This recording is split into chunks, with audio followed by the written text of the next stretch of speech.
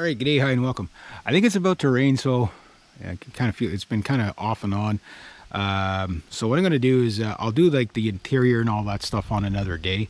But what we're going to talk about is something that I got kind of called out for.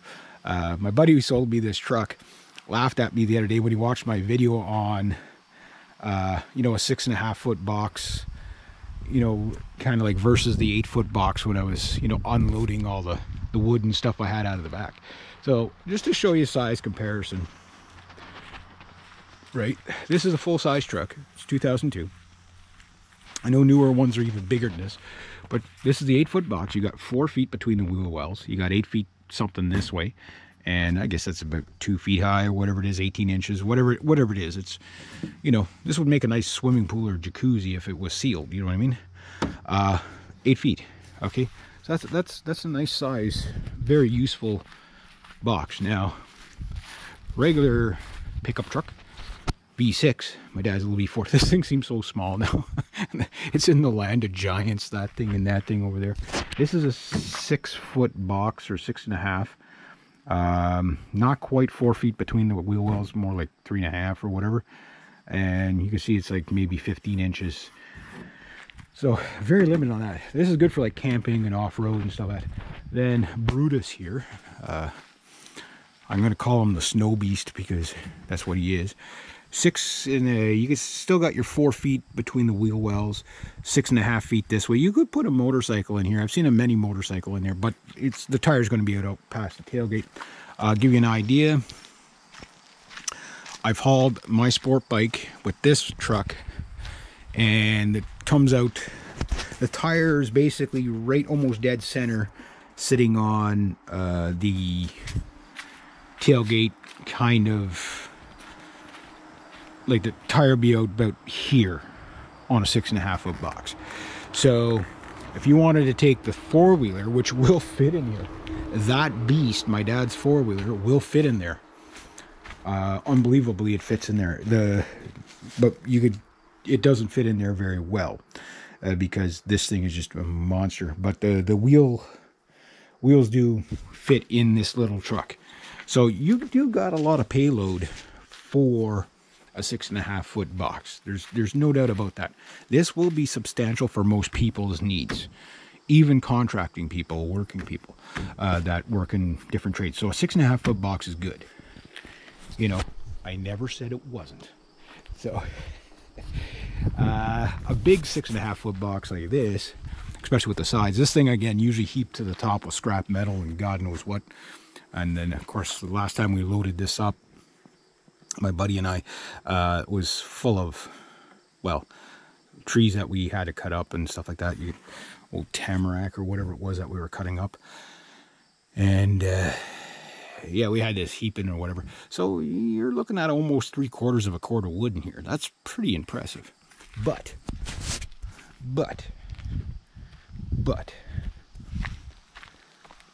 I put trees in this thing. Like full-size trees. You can close the tailgate whether you have a four-wheeler, maybe not a snowmobile. Snowmobile you'd have to put up and over, but four-wheeler, motorbike, yeah, and you got room to spare. You put the ramps in here, you can put everything in there. That's one of the problems when you haul a bike is you can get the bike in, but you can't get the ramps in a lot of times, or sometimes you can, but an adequate size ramp is kind of hard to get in to those, plus the bike. So the laughter was this truck was sitting over there after I'll show you what I dropped off. Very sparsely cut pieces of wood. You see they're about 4 feet long, some a little longer, some a little shorter, whatever. I was dropping off my first load of this stuff. There's 2 loads here, believe it or not. And I dropped that off, and I was talking about how my next truck has to be an 8 foot box. Now, the big Brutus over there, that Dodge Hemi, the Snow Beast, is going to be the winter stopgap vehicle. This is a 2-wheel drive. The only thing I don't like about this truck is pretty much that it's 2-wheel drive. That's it. Everything else about this truck is absolutely awesome.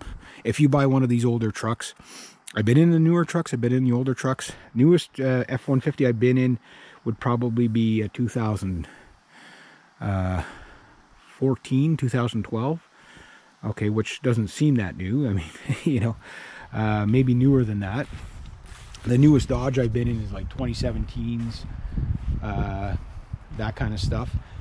And ride quality, this thing, of the hundreds of pickup trucks I've been in throughout my life, there's nothing that rides like these old Fords. This is a freaking Cadillac. It's so smooth. A long wheelbase. And mind you, my alignments are a bit out, but if it was in really good, that truck could be, like, I mean, you could basically drive it with your pinky. This has a bit of a heavier steering, mind you. Again, the truck's a little more beat up, but the alignment's good on it because it was just done not too long ago. But yeah, so he was laughing at me because he was like, I was made that video, and he goes, you're talking about the 8-foot box this, 8-foot box that. And he goes, but I know what you have sitting around the corner over here is this. Mind you, I made that video about 2 weeks before I bought this truck, which I bought just the other day, so I haven't even had it a week yet. So I've only had it about 3 days, I guess, 2 days, 3 days, whatever it is. And but the thing is that for my winter truck, it's not going to be, I doubt I'm going to be working as much anyway. So roof rakes, snow shovels, snow scoops, adequate. You know what I mean? I'm probably not going to be hauling, say, building materials. Like, for example, there was one day I had a lawnmower or 2 lawnmowers, 2 weed whackers, and a 16-foot ladder hanging over the tailgate. The 16-foot ladder, you'd end up damaging the ladder trying to put in a short box like that. So, I mean, mind you, I could go up over with the rack, but if you didn't have a rack, like say on this, you know, here's your 6.5-foot box, right?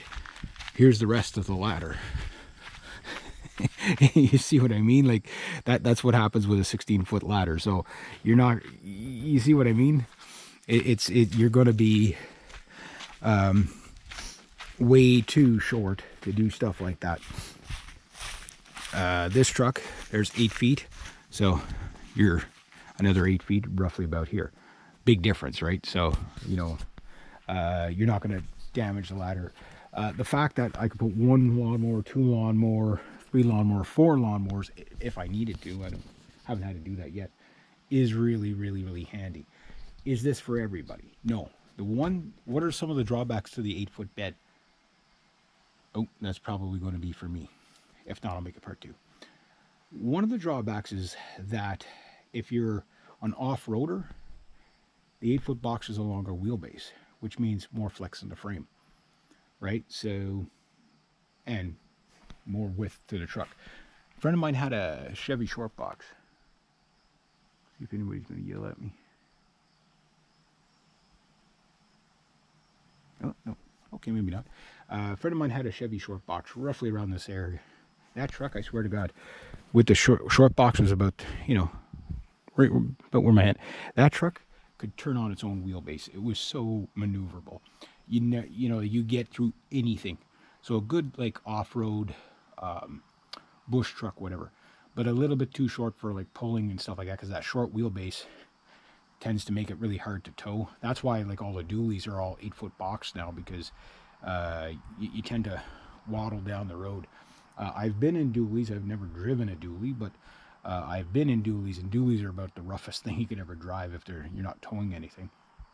Newer ones now, you can lighten the suspension, but the advantages of the 8-foot box to me are still, my next truck is going to be an 8-foot box. That one was just, the deal was too good to not buy it.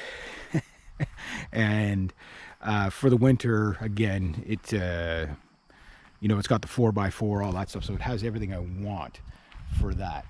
But for the summer truck is going to, a work truck is going to be that truck. Even if that has more power. If I'm towing stuff, this is fine. If you're doing mostly towing, then it doesn't really matter. If you're towing trailers all the time, then you don't really need the 8-foot box. You know what I mean? But if you're just basically, the truck is the main tool, so to speak, then the 8-foot box is awesome. So what about a crew cab like this, or a super cab like this? The cab on this thing is just, I mean, you could live a family of 6 in there, you know what I mean? Why not put an 8-foot box on a truck like this? You can get these with an 8-foot box, but that brings your truck out to here. Okay, that's this thing's already a beast, a bulky beast to begin with, right? Like, how much bigger does it have to be? You know what I mean? This truck is a little bit shorter than that truck there, not by much. You can park this in any parking spot. You get to the very edge of the parking spot, the yellow lines come out maybe about here, right? On that, it's that truck and that truck are roughly about the same wheelbase. Believe it or not, it's just, it does, you know, what it gets extra in the cab or in the box, that gets extra in the cab. So this, when I park this, I'm pretty much, let's say, I parked, you know, I parked in like this. The yellow lines will come out to about here, so I'm almost right at the edge. Add another 2 feet, now you're past. Now you got people driving, hitting you there, hitting you in the corner panel. And if you have a dually, it's going to be even bigger. So yeah, 8-foot box versus 6-foot box, both have their merits. I'm still, for a work truck, 8-foot box to me is the way to go. It's just, you know, what I want is exactly this, but with a 4x4. And I just don't have that. So, you know, so the stopgap truck is the other one. So anyway, I'll leave it at that for now. So, but there is a need for both, for sure.